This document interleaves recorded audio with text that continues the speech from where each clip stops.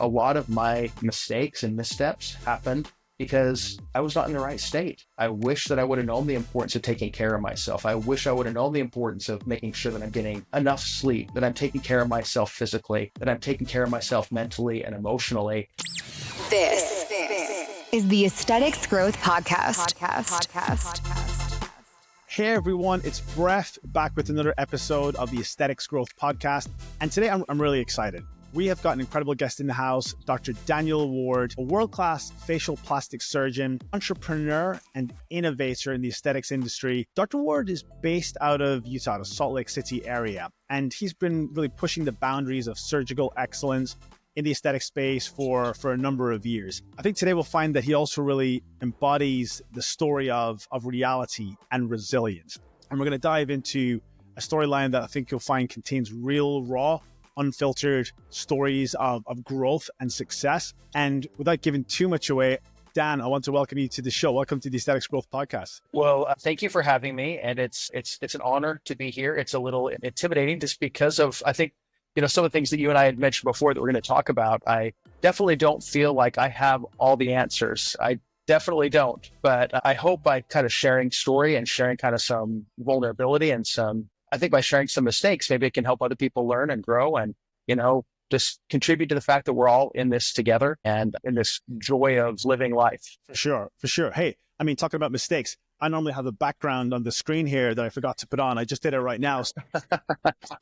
Life is real, right? We kind of maybe have like ideas and plans and perceptions and best sort of laid out plans. And then sometimes things can change. And you know what? Change is the only constant in life. There's also taxes and death. But with the story of your career and maybe just getting started, would love if you could take us back to the beginning. Let us know a little bit more about you, about your background, and how you got started within the aesthetic space. But there's so much more to it than just aesthetics. I'd love to hear your background, Dan. Yeah, well, so where to start? I think I'll maybe start with finishing my fellowship. So I did my residency and fellowship at the University of Michigan. And then I'm originally from Utah and was thrilled to take a job at the University of Utah as, in academics. And that was kind of my dream job. It was really cool to be able to treat people at the university and treat, the complex problems that were there. And fun to kind of be involved on the day-to-day with residents and fellows and with their training. Decided, like a lot of people do after, having a research lab and stuff like that, that it was tough to kind of grow my practice, the clinical practice within a big organization like I would have liked to. I had a very supportive, very good chair who tried to do what he could to try to help with that. But it's just tough. Being in a big organization within aesthetics is tough. So left 8.5 years ago to start my own practice, and man, so much growth, so much work, so much discomfort. But I think it's really the step I needed to take. It's really kind of my true path. It's my true passion. And I love being a physician. I love being a surgeon. I feel like it's a great honor to be able to do it. But really, I think my true passion in life, I think my true kind of calling is really one of entrepreneurship. That's kind of really where I feel like my true strengths lie. That's what doesn't seem like work to me. Wow, I love that. That's powerful. And you mentioned that that kind of drive within you, that entrepreneurship. How did you kindle that, or how did that ignite? And what did that look like to make that leap from working in practice to opening your own practice? Well, I kind of realized this. When I left the university, the reasons in my mind that I was leaving were okay. They were changing the pay structure. So it was going to be a pay cut for me. That's certainly a strong motivator to change things. But it really, as I look back, it really wasn't about the pay. It was about the fact that I felt like I couldn't grow things. I couldn't build things. And that's kind of what, when I say entrepreneurship, it's because I like to create. I like to build. That's kind of where I use my kind of creativity. So that's really the reason for, kind of my dissatisfaction within that. And then, of course, I faced every sort of problem and made every sort of mistake since then. It kind of reminds me of that saying, I'm going to get it wrong, but it's something along the lines of an entrepreneur would rather work 80 hours a week for, whatever, half the pay or something, the saying that I'm talking about. Give up a 40-hour work week to like the safety of a 40-hour work week for the uncertainty of an 80-hour work week or something close to that. Dr. Ward, what's that look like, with them? So the Ward Institute, you started that. You specializing in facial plastic surgery. You mentioned the entrepreneurship where we get running a business, you get slapped in the face, you get punched in the face. There's a lot involved. What were some of the early wins? Like, what was that like for you? Some of those moments where this is it, I'm in it, I'm doing it, I'm enjoying it, and also some of those early challenges. So early wins, when you start a business, you almost always need a business plan, right? We need a plan to kind of get things going. My business plan was really modeled on, okay, I'm going to be seeing a lot of insurance patients initially while I kind of build more of the aesthetics practice. And one of the wins was like, within just a couple of months, the aesthetics practice was paying all the bills. Being like, that's kind of a pleasant surprise to say, like, we're going to have, this kind of sort of revenue. So that was an early win. An early challenge was, I'll kind of talk about this concept, which is such a powerful concept. Tony Robbins, he talks about the 3 S's. And, I mentioned a business plan. Business plan is essentially your strategy. That's one of Tony Robbins' S's that he talks about. But what I've come to realize is that strategy is actually the easy part. And that's actually the part that probably should come last. The strategy is the part that's really easy. It's the other S's. Your story is one of the S's. You're like, what is the story about you? And then even more important on a fundamental level is your state, meaning your emotional state. And what I realized is that a lot of my failures, which I'll give some specific examples, came about because I might have had a good strategy, but I didn't have a good story and I didn't have a good state in terms of kind of taking care of myself. So one of my failures, just to illustrate this, was we were really successful. We had this money coming in. I only do face. I was introduced to this really incredible plastic surgeon who really wanted to focus on breast and body work. And I mean, this person, he's just a dynamic, great person. And we talked, we came up with an agreement, and we worked together for, 12, 18 months. And then he wanted to leave and start his own practice. That really hurt. That really hurt to kind of invest all this time and energy into this person, devote, of course, the financial resources, but the time, the emotional investment and stuff like that. And what I've come to realize is that the reason that relationship didn't work out wasn't necessarily that my strategy was bad, but it was that my state, like some of the decisions I was making and some of the way that I was interacting with both this surgeon as well as others was making the relationship strained. I guess kind of part of the lesson that I've learned from that is that we need to kind of take care of ourselves, like, emotionally, whether that's not overworking, whether that's not overextending, whether it's not, taking financial risks that add on extra stress that make your life difficult. Really taking care of yourself is really an important aspect of it. Another kind of example, just to simplify it, this isn't necessarily a medical example, but to illustrate the 3 S's that I think is really powerful is we all know the third S, the strategy of getting a healthier body or losing weight. It's eat less than you burn in terms of calories. We all know that, but why is it so hard? Well, it's because, maybe our story is like, I've got this, I've got these bad genes that, make me more prone to gain weight or something like that. And then maybe our state is like, I'm just worn out. I'm just going to come home and I'm going to overeat because that makes me feel better. So, like using that analogy and applying it to bigger situations can help you avoid some of those more difficult situations that you face. Wow. There's so much to unpack there. I love the, big fan of Tony Robbins. I know a lot of our guests here are big fans of Tony Robbins, and he's a mentor to a lot of us in many ways. But so the story, the strategy, the story, and the state. When it comes to the awareness of that, the strategy, the story, and the state, let us know if this would be awesome for our guests to hear as well. How is that going to help you through life, through business? The awareness is one thing. Then usually there's a change, right? Where you had a story and you change the story. There's a state that maybe you're in or you're not, and you get yourself into that state. And then there's the strategy, which maybe the strategy stays the same, but the different state and the story change so that you can execute the strategy and realize it. Or sometimes the strategy changes as well. We'd love to delve into that a little bit, because I think the listeners here will really benefit from that awareness and potentially seeing things a little differently. I'd love to hear, what we can unpack there, Dan, based off, your story. Yeah. I mean, I think that, as I look back, I think my strategy was actually pretty good. As I look at kind of, with this plastic surgeon, I think the strategy was good. I think one thing that wasn't good was my story. So, Tony Robbins says that we always start with our strategy. That's where we all go to at first. Like, what is our plan? How are we going to do this? But then we skip the state and the story. So if we kind of back into it, okay, here's my strategy. How do I need to accomplish this strategy? I think my strategy was actually okay. But if I take one step back to the story, my story is I'm a plastic surgeon. I'm a facial plastic surgeon. And if this other surgeon is getting busy, then I need to work extra hard because I've been in practice for longer. So I need to be busier, that's just a crazy story. Like, why would I tell myself that story? Like, why am I comparing myself? Like, we do different procedures. Why do I need to kind of work myself to the bone or think that I need to, see more cases or do more or whatever to kind of prove my worthiness? That's kind of a silly story.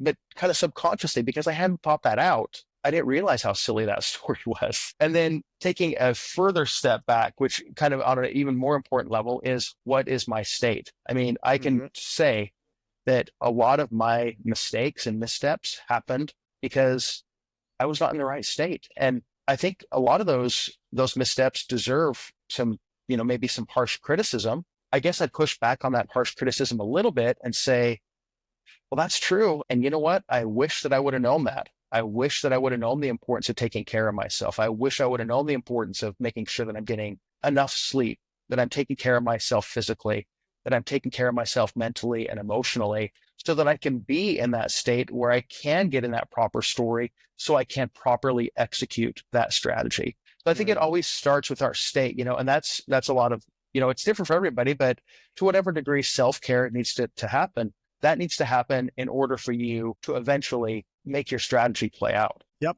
Well, let's say, even to delve deeper, right? I think your story and the state, right? They're so interlinked, because to your point, your unique story, where you are, where you want to be, is going to be different, should be different than somebody else's. So we don't want to adopt other people's stories. And that can happen in this world of social media, of, being attacked by so many messages every single day, and that inevitable comparison game that kind of exists. Also, the demands within your profession, within the surgical profession, plastic surgery, is, between the demands of seeing patients, the training that you do, the operating room, the hours that you put in, the demands that can have on both your body and your mind.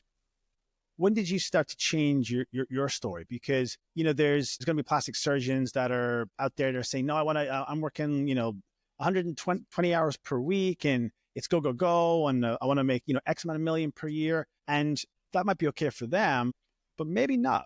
There's also, what sort of life do we want to live? What do we want to get? What output do we want from that input? We'd love to hear a little bit about, how that evolved, or what that process was like for you. Did it change? Did your goals, did you change based off maybe that awareness and that story? And then the state, right? The state you're in can definitely impact that story that you're telling as well. And the state, like you said, physically, if you are working 90, 100 hours per week, crazy hours, then that's going to impact your energy levels, which impacts the story that you replay as well. Wow. Well, there's lots of depth to that question. Lots of thoughts that kind of came to my head as I was kind of listening. What I think that I was kind of hearing you say is, like, kind of what was kind of your wake up call in a way. You didn't use that phrase, but kind of, like, what were kind of some of the signs that, indicated that this was not the way for you, that was helpful for you. And I think that, first of all, I think we go through different phases, there's different seasons of life, there's winter, there's spring, there's summer, there's fall. You go through different seasons of your business, of your career and things like that. There probably is a time when you're working, 80 to 100 hours a week, and you can't kind of devote yourself to kind of maybe some of the self-care that you need. I think that maybe the key is to kind of check in with yourself. And I think that is maybe the biggest failing maybe that I had, is not knowing how to check in with myself, and even more basic than that, maybe not knowing that I had permission to do that. I know that kind of sounds a little, maybe a little, I don't know, like almost like a therapy sort of thing, but I think that's part of it, is, like knowing that, you do have permission to check in on yourself. And not only do you have permission, like, you need to, so you can be there for the people that you love, for, your family, your business mates, your colleagues, your employees, your clients, your customers. I mean, just, if it's okay, if I can get very vulnerable here, appreciate it, for sure. I feel really sad that I didn't recognize that until kind of I'd really run some of my business aspects and some of the aspects of my personal life kind of into the ground.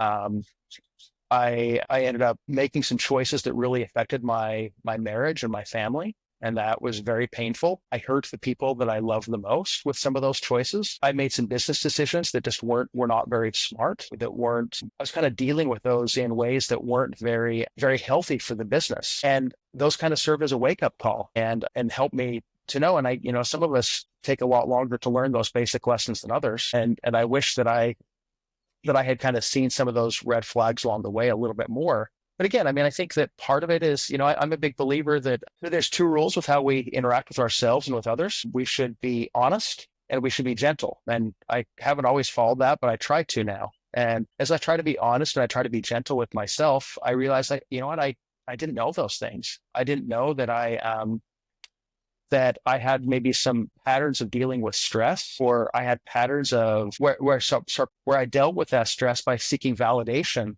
in ways that weren't very healthy. And I think as I've talked to people and learned more from people, it's a pretty common thing to have happen within the medical field, where one of my patterns, I've got several, but one of my patterns was seeking validation through doing more, through doing that next thing. So for example, I got involved in real estate. So it's like, okay, let's purchase this next piece of real estate, or we need to reach this goal within the business, or I better branch off and do this. And instead of like realizing that the validation doesn't come from doing things, it doesn't come from that, it comes from within. So until I kind of realized that, and when I say realize that, it's not like I think there's stages. I think there's a spectrum that we learn. I certainly know it better than I knew then, but that doesn't mean that I'm, immune from those same things from happening now. So I think that's one thing that maybe would be helpful to people is knowing, hey, listen, like sometimes it's just about valuing yourself and realizing what you do. And that seems so simple, but it's hard, I think, for a lot of us. Yeah. Yeah, no, 100%. Some really interesting just to chat about there. Be kind, right? You be kind to, and as a provider, you're usually facing outwards, being kind, caring for those patients. But of course, we know that self-care and that health of body and health of mind for self is really the foundation of everything. It's like the plane, right? You got to grab that oxygen for yourself first of all. And also, Dan, what you mentioned about the seasons, I think is very real, because we were kind of, I kind of maybe put it into one bucket when it was like, crazy hours or creating a lifestyle. But you're right, there's different seasons in life, right? When it comes to, and you've experienced it with, with work, and then with a young family, and then even going through this a little bit myself as the kids are growing older, and I've got friends who the kids are leaving home. There's many different seasons there. The business, different things happening, starting a business, starting a family, and you kind of move these blocks around. They create these different seasons, different patterns, different priorities, different times that you can push, different times that you want to push, certain times that you might need to hold back.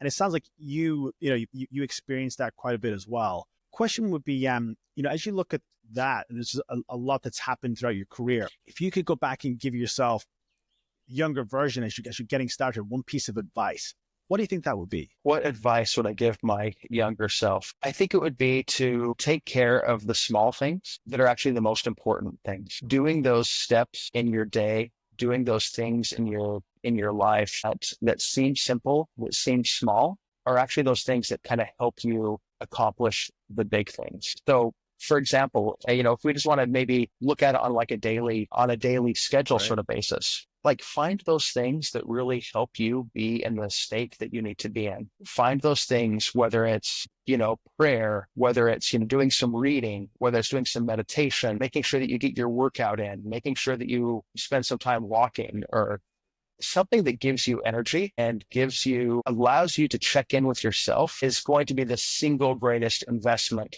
that you can make. And it seems so small and it seems so silly, but those things are the things that really matter. Same thing in terms of, focus on what do you really value the most. For most of us, it's going to be our family and the moments we get to spend with them. Now, that doesn't mean that we get to spend every moment with them. And, we probably shouldn't do that. There's probably some growth that they need to do on their own without you. Time with your children or time with your loved ones, time with your spouse. Those are the things that are going to really build the memories, and they're the relationships that mean the most. And again, just being vulnerable, I've really harmed some of those most meaningful relationships. And so I'm saying that from the place of someone who's hurt some of the people that I love the most. And that really hurts you, very deep in here, following that rule of being gentle I'm being honest, I need to be honest about the fact that I did cause that, but I also need to be gentle with the fact that I wish that I would have known and had better skills to avoid that. And if I could have avoided that, then I wouldn't be feeling this regret. But then again, I wouldn't have learned what I've learned. I know when we first spoke recently that we kind of spoke about in social media is a great example. People share their wins and everything's going great, but they don't necessarily always share their failures. I think more people do, and that vulnerability is not only important, but it helps tell the real story. I think you mentioned that failure isn't fatal. I always think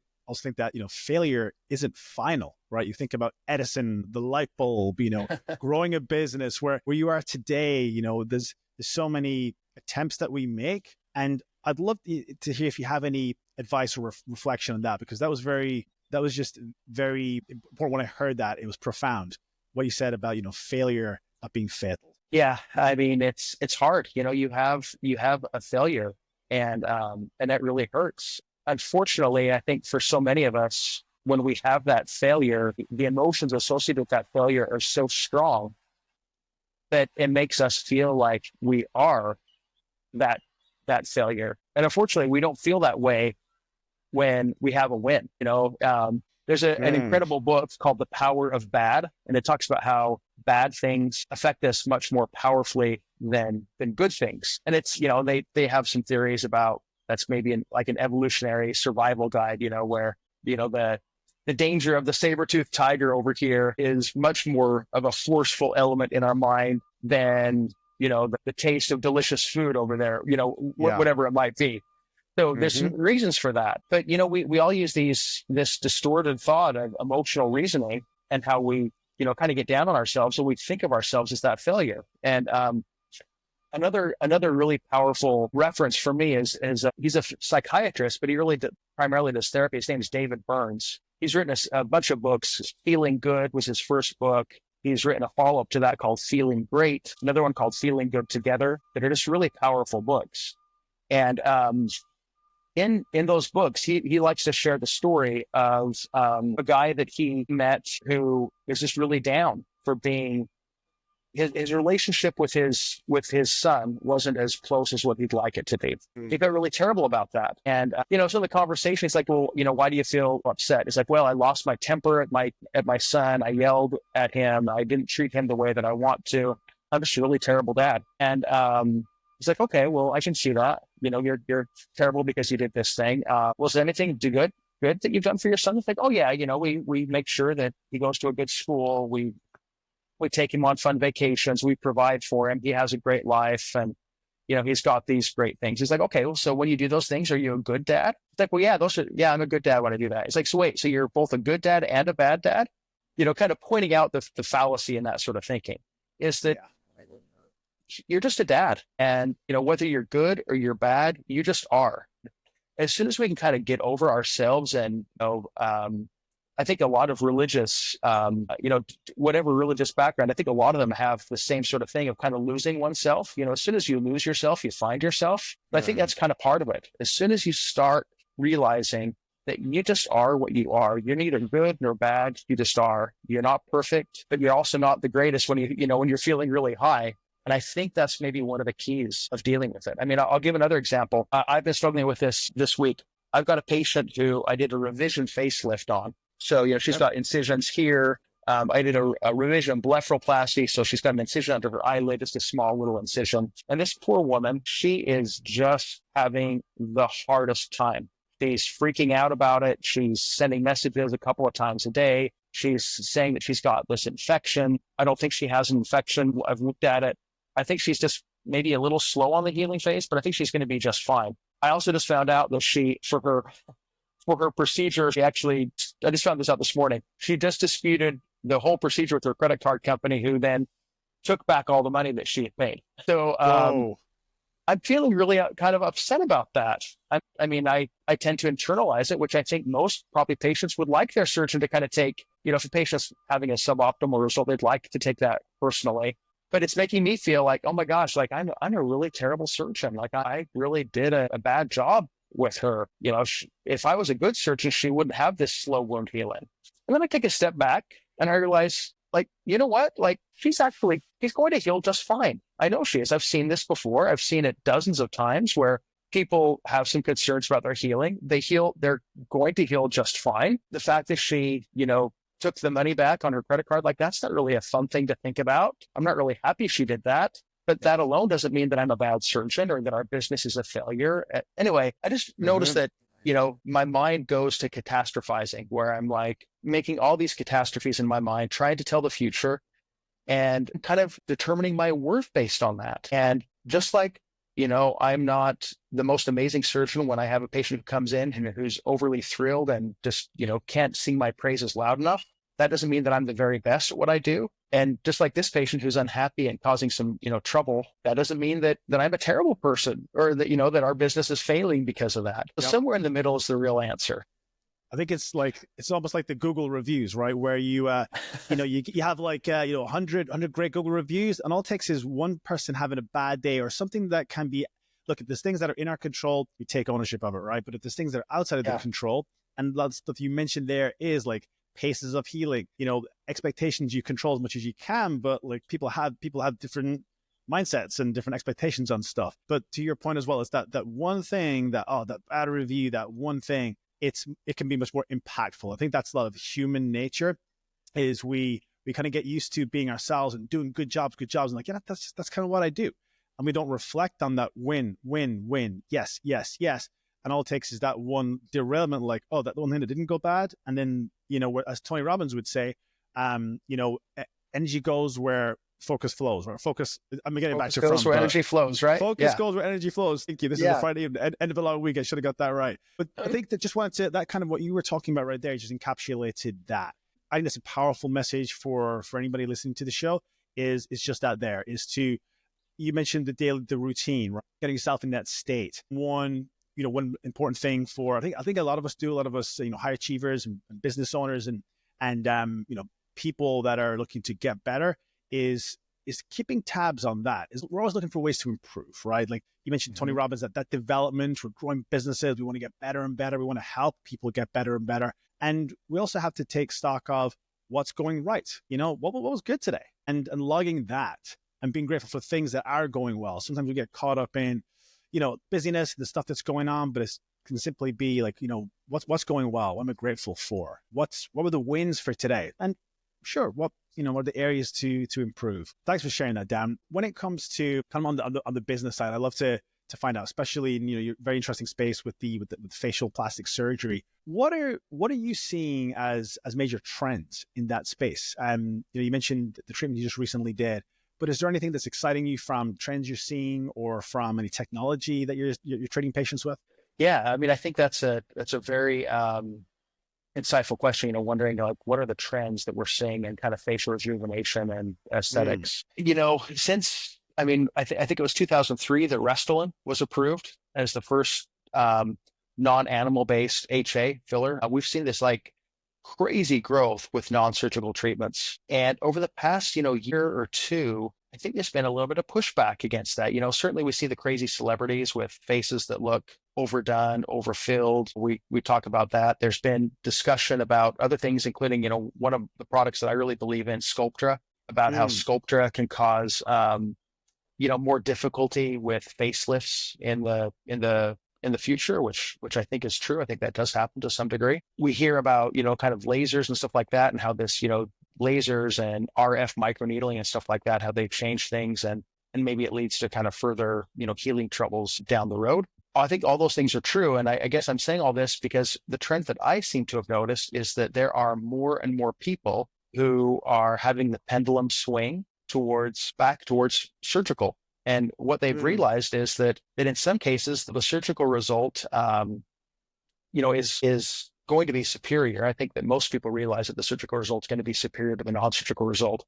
But what they don't understand is that in many cases, the surgical recovery is about the same length of time as the non-surgical recovery. And the risks of doing the surgery are maybe a little bit less than some of the risks, or maybe they're a little less scary than some of the risks of the non-surgical things. Within my practice, I've definitely seen a trend more towards surgery. And then as kind of a tangential topic to that, trend towards younger patients seeking out surgical rejuvenation.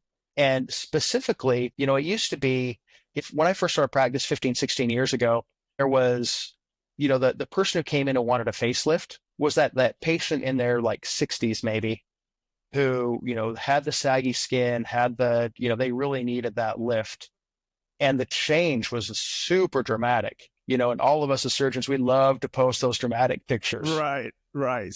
But I think the trend is more, instead of the 65-year-old, it's like the 45-year-old or even like the 37-year-old who's coming in and maybe getting a mini lift or a neck tuck or something like that, to not that they want to see a dramatic change. They're doing it early because they don't want to see the dramatic change. They're starting to see the signs of aging, and they want to kind of help stave that off. They want to keep looking good. They don't want to go through that period of time of like 15 to 20 years where they're bothered by their ill-defined jawline or something, and they just want to kind of maintain that. So that's a big trend that I've seen.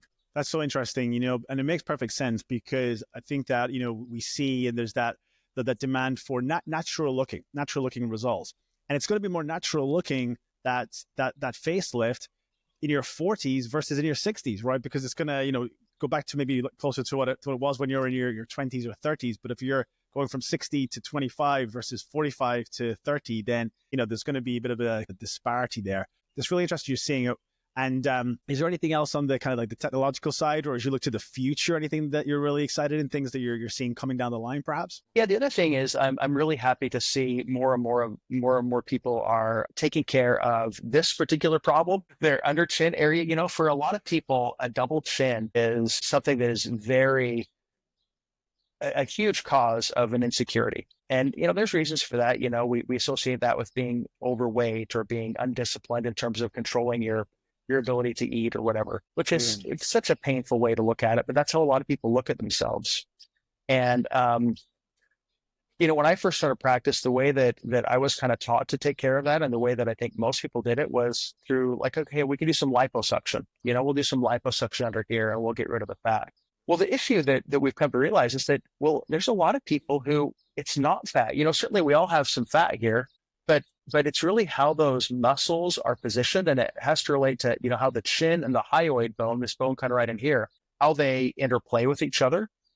And so, fairly early on, I was not happy with liposuction. So I was doing this procedure where I'd make a little incision here and I'd cut out the fat. I'd kind of cut out the fat and I kind of shrink down the muscles, and then more and more people to do it. There's a couple of prominent surgeons who really kind of had that take off. And then a couple surgeons from outside the US, which, I think as US surgeons, we think that we have a monopoly on good ideas. And I would say that in some cases, we actually have the opposite of a monopoly, because there's, I think, surgeons who are outside of the US who are maybe willing to take risks and do things with new procedures that we wouldn't be willing to do.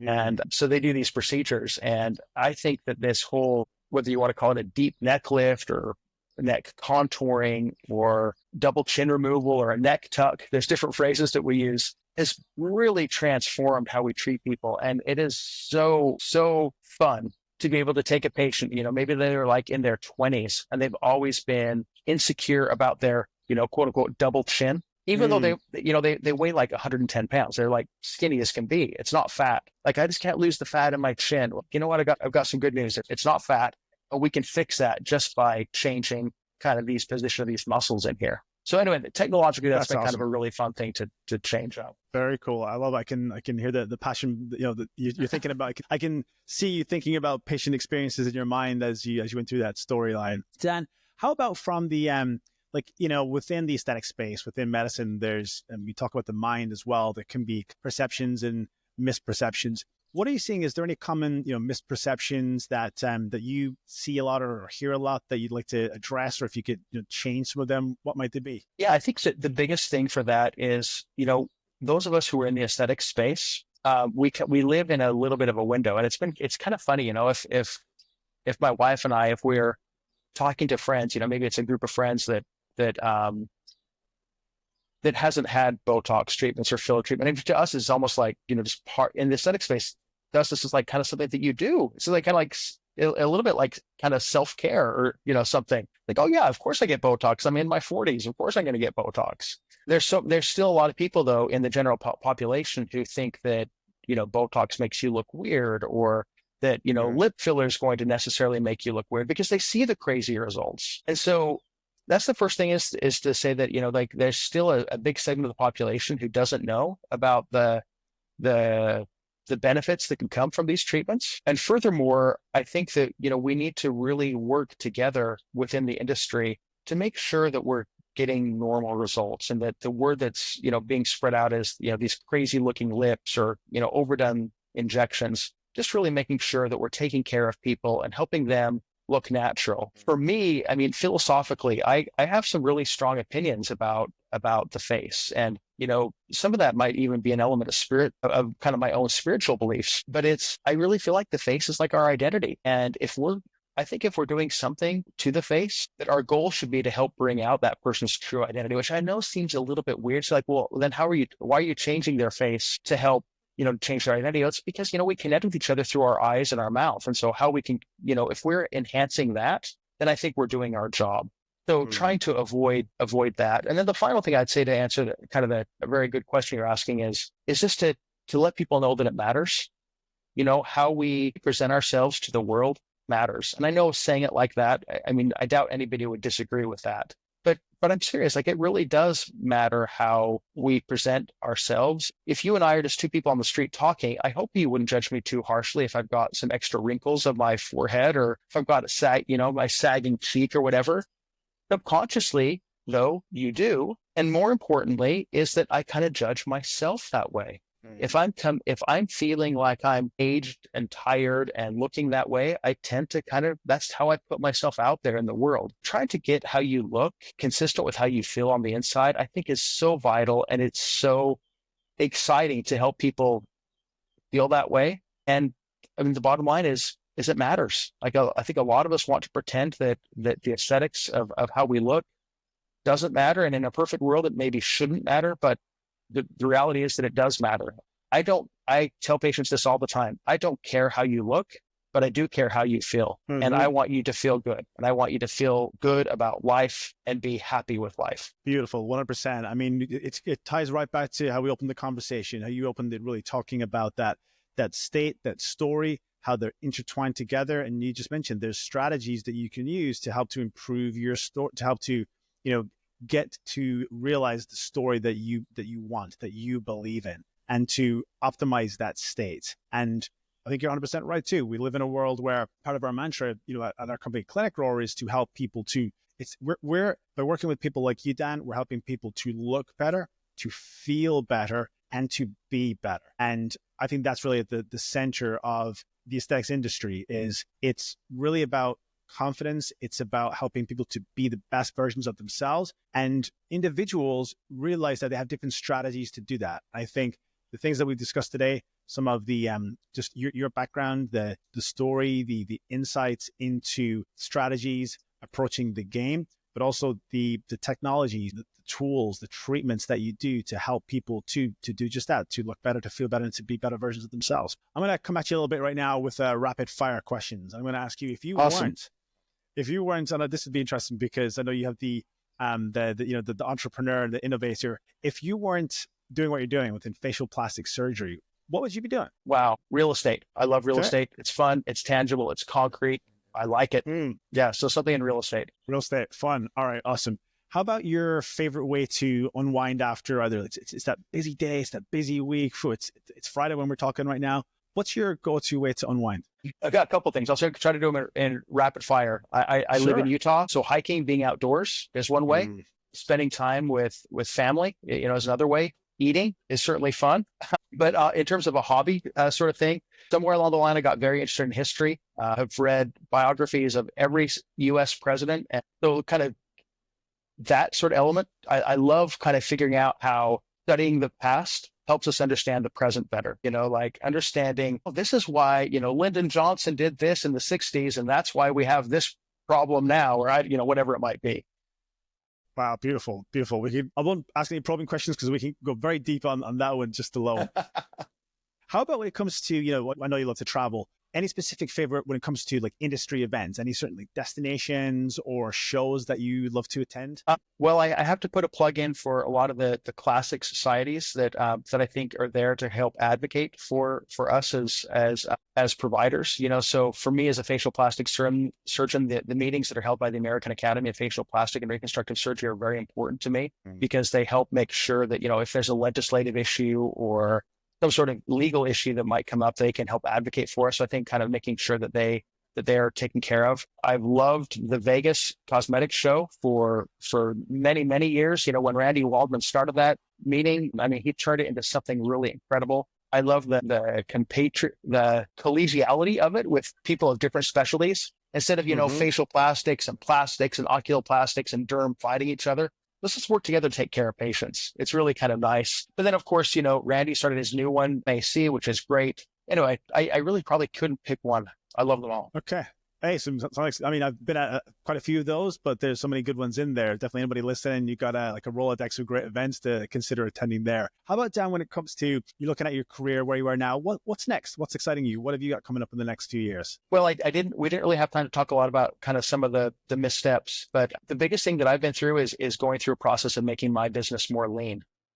It's been really exciting. It's hard to do that, but one of the key concepts, this is, I guess, getting away from the rapid fire thing, but I think this is a really important point. So I think it's worth mentioning. Yeah, please. I was, if you think of a financial statement, profit and loss statement, right? The top line is your gross revenue. In the middle is your expenses, and then at the bottom is your net, what you take home. And I had always been under the mistaken belief, like, you know what, let's just increase that top line revenue. Let's keep, driving that. Make that as big as possible. And that's certainly a strategy. But if you think about that a little bit more, and if you think about maybe your business, figure out your expense ratio, just for simple purposes. If your expense ratio is 50%, which most high-end aesthetics practices, it's much higher than that. That'd be like 80, 90%. But let's just say it's as low as 50%. If you think about that, if your expense ratio is 50%, that means for every $2 that you bring in, $1 goes out for expenses. So if I want to double my net, that means that I need to take $2 in to increase that by $1, to increase my net by $1. So I've got some choices. I can either double the amount of gross that I bring in, or I can cut expenses down. And for every dollar of expenses I cut down, that's the same as bringing in $2 of revenue. So really trying to run a lean organization by keeping your costs low is going to be has been something that's been kind of a painful realization that I've had to go through. And some of the ways that have been kind of exciting about doing it is I started a company that does AI chat for things, which I know that, ClinicGrowers, you guys do that, and your work is just absolutely outstanding. But before I had the chance to work with a ClinicGrower, it was something that I had developed. It was kind of fun. It's kind of fun to figure out how to make this work and stuff like that. So how can we leverage AI, for example, is one way to kind of help do that. So currently I just use the ClinicGrower AI, but then I also, within my social media, I have just an AI chat that takes care of all the responses to the social media that happens. And that's been kind of fun. So cutting costs has been my kind of biggest thing. Well, that's cool. And just unpack a little bit because there's some really good stuff in there. As part of the efficiencies, the lean machine that you've been growing, the AI component can help to create efficiencies when it comes to staffing, right? For one thing, but also there's a scalability that now to scale the AI from conversational, you don't have to increase the number of staff. So there's just a lot of gain right there. Is there anything else that you've been doing just as part of that kind of that lean business building?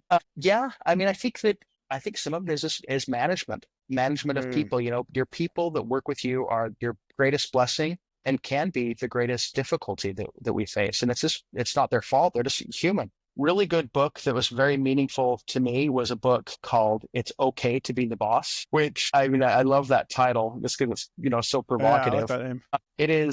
It helped me realize, like, what, it is okay to be the boss. Somebody has to be. And what I realized is that a lot of what I was doing, I was trying to avoid micromanaging.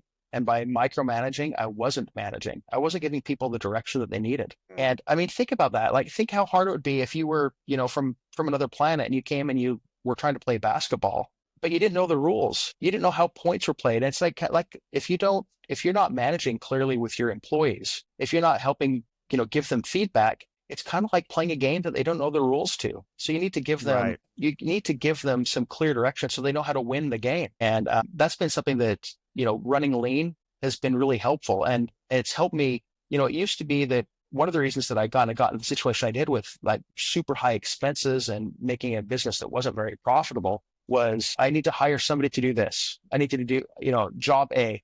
I need to hire somebody to do job B. I need to hire somebody else to do job C.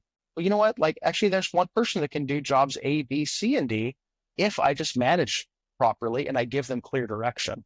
So a lot of that was all on me for not knowing how to manage people properly. Well, we could, we'll have to have you back just to talk more about that because, basically reference the whole contents of, there's a great book that I've read. It's Who by, I think it's Jeff or Bradley Smart. Top Grading is the other one, but I love that.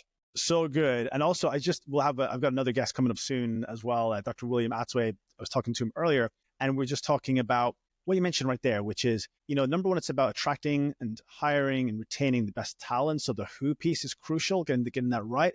But then also from the managerial standpoint, the leadership standpoint is communicating and setting the boundaries for just what you said, what it's like to win. Like, here's when we're winning together. This is great. Here's when we're not, identifying the gap. Like, what is that gap? And if the gap's not there, then that's great. We're winning together. You're doing fantastic. Them, the team member, the employee, on both ways, understanding what that is and just discussing the gap as partners, right? As partners in growth. And I think that's what it's about in business, is that I think there's been an evolution over the years too, really forming partnerships with our employees and our team members to creating those win-win situations. We want to win as a business owner, but we really need our team members to win as well. Otherwise, guess what? They're going to be unhappy and go somewhere else. We'll definitely have to have you back to unpack that a little bit between the lean business building, even just some of the books that you referenced, and where we finished up here, kind of talking more about the just that piece about winning together and with the those employee relationships. Dan, we've this has been one of the, I would say it's gone by the quickest. We've covered so much today between the Tony Robbins with the 3S, basically the story, the strategy, the state, your personal story of having experienced and been really resilient to have those setbacks, have those comebacks to where you are today with a beautiful business and a beautiful lifestyle. You're speaking from Hawaii today, of course. Your business is in Utah. A couple of beautiful destinations. You're enjoying life, right? With those, you've got your hobbies, you've got your pursuits. You're staying sharp with attending conferences. I mean, it's been an absolute pleasure for me to get to know you more today, and I'm sure for our listeners and viewers today as well. If someone wanted to reach out to you to connect, to learn more, they may have just loved what they've heard here and want to maybe adopt some of these or to try and instill some of these philosophies themselves, what would be the best way for someone to connect? Yeah, reach out to me on Instagram at WardMD. WARDMD is probably the best way. Awesome. Fantastic. Well, Dan, it's been an absolute pleasure. We'll definitely have you back. Thanks again for joining the show. I'm looking forward to catching up with you again soon. Thank you. Take care. Bye-bye. This is the Aesthetics Growth Podcast.